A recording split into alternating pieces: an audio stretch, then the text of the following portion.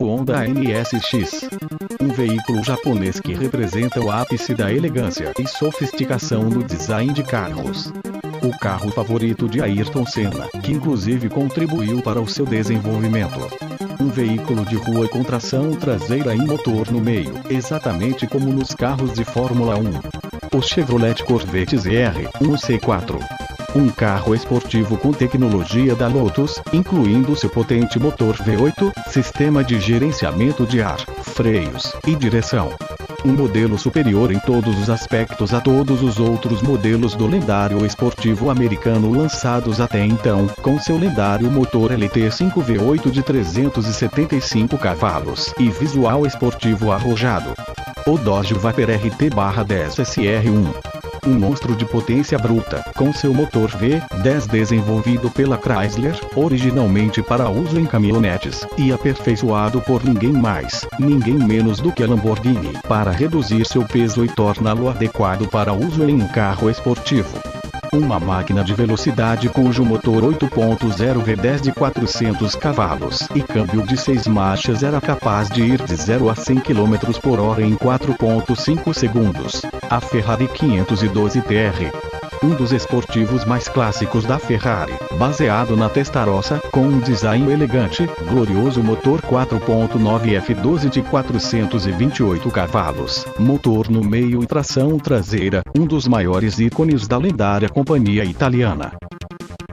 O que esses gloriosos carros têm em comum, além de ser o objeto de desejo de qualquer pessoa interessada em carros nos anos 90, e serem obras de arte e de engenharia, é o fato de que são alguns dos carros presentes no primeiro game de uma das mais renomadas franquias de videogames de corrida arcade de todos os tempos, The Need for Speed para o Panasonic 3DO. Um dos poucos jogos que se salvam nesse console que teve uma vida curta, o primeiro título da franquia era humilde em suas origens, e absurdamente diferente dos títulos pelos quais a série veio a ser conhecida na década seguinte. Need for Speed foi desenvolvido pelos desenvolvedores que trabalhavam nos primeiros jogos de corrida da franquia Test Drive, e é muito mais parecido com esses jogos do que com os Need for Speed que viriam depois.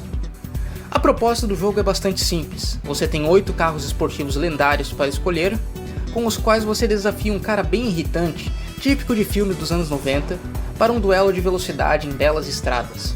Apenas isso, 2 corridas, do ponto A ao ponto B, uma de ida e outra de volta, na estrada da sua escolha.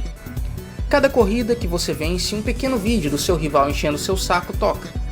O jogo é tão focado nessa ideia de bater um racha casual com um cara escroto que tem uma Ferrari, que você mesmo define quando é a largada. Assim que você engata a primeira, a corrida começa. Ao longo do trajeto, que não tem curvas muito desafiadoras, é realmente uma estradona para se pisar fundo. Você tem que desviar dos carros para não se acidentar catastroficamente. Não que haja um sistema de danos no jogo, mas o seu oponente aproveita qualquer oportunidade para passar na sua frente.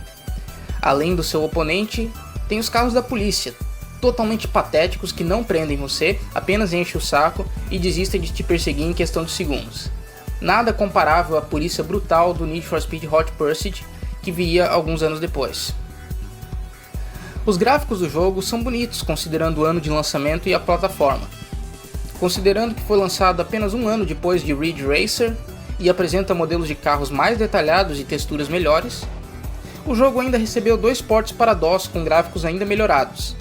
Para os dias atuais, não é um jogo muito agradável de se olhar, certamente não envelheceu bem nesse aspecto, mas isso pode ser dito de qualquer game 3D de 1994.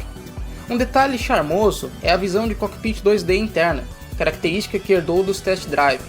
Os cockpits baseados em fotografias de cockpits reais davam um nível de detalhe e realismo bem maior do que seria possível com as limitadas capacidades de 3D da época.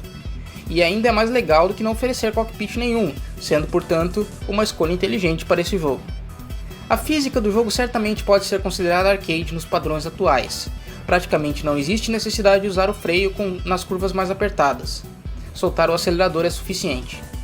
Ainda assim, é perceptível que a intenção dos desenvolvedores era um sistema físico voltado ao realismo, especialmente se comparado a outros títulos de corrida da época, como Ridge Racer ou Daytona USA. Há uma boa sensação de peso nos carros, eles não se movem com agilidade absurda entre as pistas, o que o torna bastante desafiador desviar do tráfego. Você não vai fazer drift em The Need for Speed. Assim, The Need for Speed é um sólido e divertido jogo, e um excelente começo para a franquia. Porém, era limitado em conteúdo, com apenas 3 pistas e 8 carros, nenhum modo de campeonato, carreira ou nada do tipo. Apenas escolher o carro, pista e correr. A rejogabilidade provavelmente vem de tentar bater os seus próprios recordes, até enjoar do jogo e jogar outra coisa. Um outro fator importante, ao qual Need for Speed deve o seu tremendo sucesso como franquia, foi o fato de ser um dos primeiros, se não o primeiro game de corrida para PC, que era capaz de rivalizar com a experiência de fliperamas ou consoles da época. O PlayStation tinha Ridge Racer, o Sega Saturn tinha Daytona USA, Virtua Racer, os fliperamas tinham todos os supracitados, mas os PCs ainda estavam atrasados nesse gênero, apenas com jogo 2D ou de 3D muito primitivo, como os próprios Test Drive. Se você gostou desse review, considere se inscrever no canal, pois pretendo fazer reviews de todos os games clássicos da franquia Need for Speed.